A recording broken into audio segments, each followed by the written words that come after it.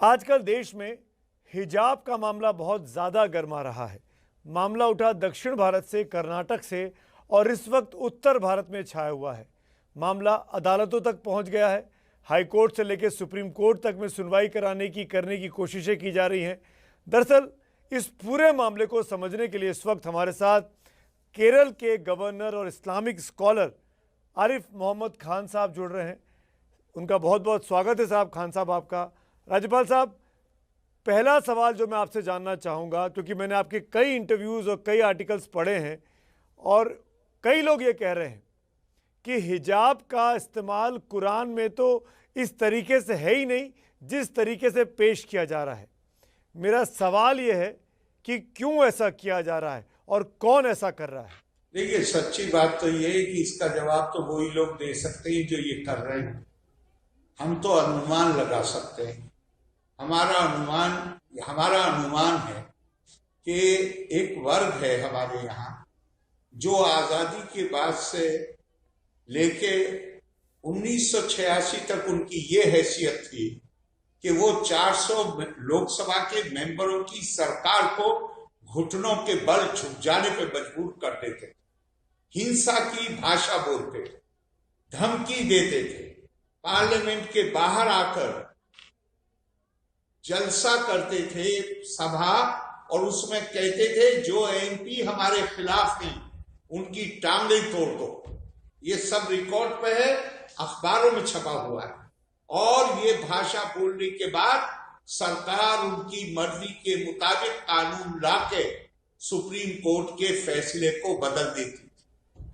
दिल्ली में एक और वर्ग था, आज भी है, जो चुनाव नहीं लड़ते थे, जो किसी राजनीतिक प्रोसेस का हिस्सा नहीं थे, लेकिन वो जो बड़ी सरकार की पावरफुल सशक्त समितियां हैं उनके अंदर उनके नॉमिनेशन होते थे, क्योंकि वो अपनी एक इमेज बताते थे कि वो बहुत प्रोग्रेसिव हैं, लिबरल हैं, वगैरह वगैरह। आज ऐसे खास तौर से जो पहला वर्ग जिसका मैंने बताया आपको, उसका मामला तो ये है कि वो तो ऐसे महसूस कर रहे हैं जैसे पानी के बाहर मछली तड़प रहे हैं, क्योंकि अब जो सरकार है वो उनसे ब्लैकमेल नहीं होती। अब जो सरकार है वो उनकी धमकी की भाषा को स्वीकार नहीं करती।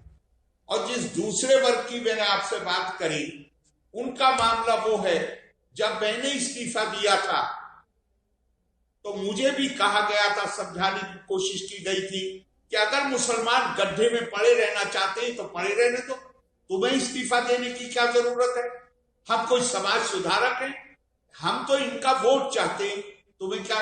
ये दूसरा वर्ग वो है जो अपनी बच्चियों, उनकी बच्चियां हिजाब नहीं पहनती, वो अच्छे स्कूलों में जाती हैं, लेकिन इस आंदोलन को सपोर्ट करेंगे क्योंकि उनका भी ऊपर ये कि इन्हें गड्ढे में पड़े रहेंगे। लेकिन ये मेरा मैं अनुमान ही लगा सकता हूँ। गवर्नर साहब, अगर आपकी बात का मैं इन्फ्रेंस निकालूं तो आप कांग्रेस पार्टी और कुछ इस्लामिक स्कॉलर्स की बात कर रहे हैं जो फंडामेंटलिज्म की बात करते हैं, कट्टरवादिता की बात करते हैं। मेरा सवाल आपसे ये है, अगर कुछ लड़कियां अपने आप को ढक के रखना चाहती हैं, चाहे हिजाब के ज़रिए चाहे बुर्के के ज़रिए, इसमें आपत्ति क्या है? क्यों नहीं ऐसा, क्यों आप इसको स्वीकार नहीं कर रहे हैं? देखिए, कोई क्या किसी भारत में केंद्रीय सरकार ने, राज्य सरकार ने क्या किसी वेशभूषा को प्रेस्क्राइब किया है? क्या किसी को मना किया है कि तुम ये कहा है कि तुम ये पहनो, ये मत पहनो? ऐसा तो कहीं है नहीं। लेकिन अगर आप किसी एजुकेशनल इंस्टीट्यूशन में जाते हैं, शिक्षण संस्था में जाते हैं, अब तो बहुत प्राइवेट स्कूल भी खुल गए और बहुत अच्छी अच्छी संस्थाएं आ गई। अब से 25-30 साल पहले तक केवल, मतलब खास तौर से, केवल नहीं कहना चाहिए, लेकिन खास तौर से क्रिश्चियन मिशन की संस्थाएं थी जो अच्छी शिक्षा देने के लिए जानी जाती थी। कितनी मुसलमान बच्चियां वहां जाती थी जो स्कर्ट पहन के जाती थी घुटनों के ऊपर। क्या कभी किसी ने ऐतराज किया? ऐतराज कर नहीं सकते थे, क्योंकि वो उनका अनुशासन है। जब आप किसी शिक्षण संस्था में एडमिशन चाहते हैं और एडमिशन होता है, तब आप एक फॉर्म पे दस्तखत करते हैं, आप उसके अनुशासन को स्वीकार करते हैं। मैं आपसे सवाल करता हूं, मैं भी आपका एक प्रोग्राम देख रहा, आपके सवाल पूछने से पहले आपका प्रोग्राम चल रहा है सहारनपुर में इलेक्शन में।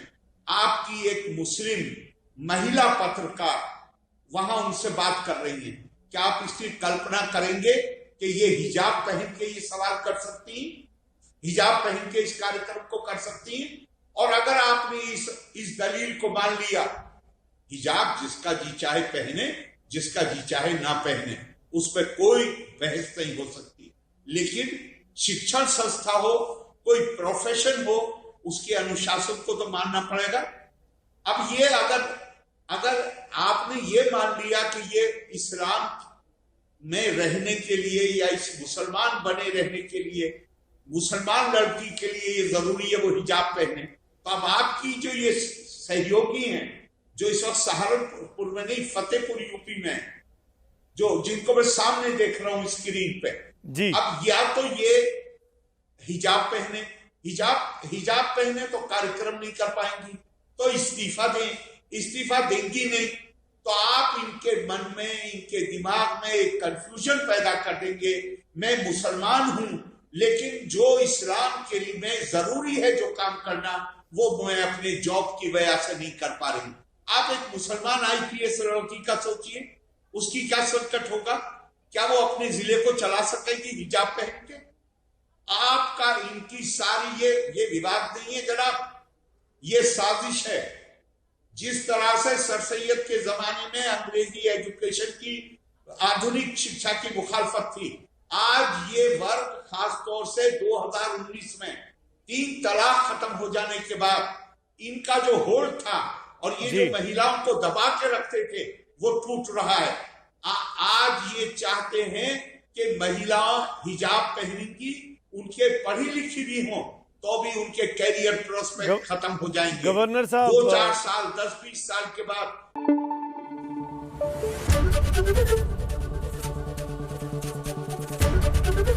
एबीपी न्यूज आपको रखे आगे।